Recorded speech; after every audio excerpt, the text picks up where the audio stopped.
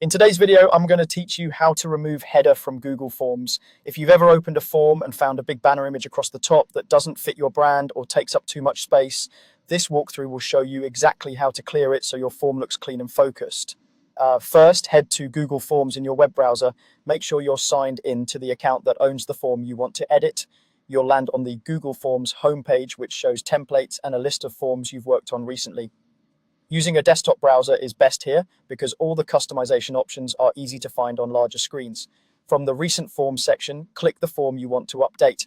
This opens the form editor where you can add questions, adjust settings, and change the look and feel. Don't worry, removing the header image won't affect your questions, responses, or the form title. It only updates the visual banner area at the top. Now look to the top right of the editor for the Customize Theme button. It's the Paint palette icon. Click it to open the theme panel on the right side of your screen. This panel is where Google Forms keeps all the appearance options, including font styles, theme colors, and the header image. In the theme panel, find the header section. If your form currently has a banner, you'll see a preview of the image there. Click Remove Header Image. The banner disappears immediately, and the form switches to a simple color-only header. This change is instant and safe. You can always add a new header later if needed. If the form's color looks a little different afterward, that's normal.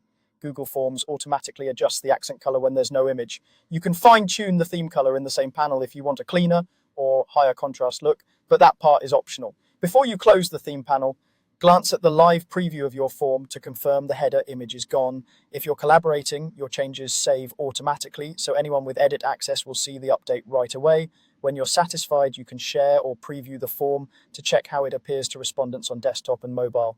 If you primarily work on a phone or tablet, consider making this change on a computer for the smoothest experience.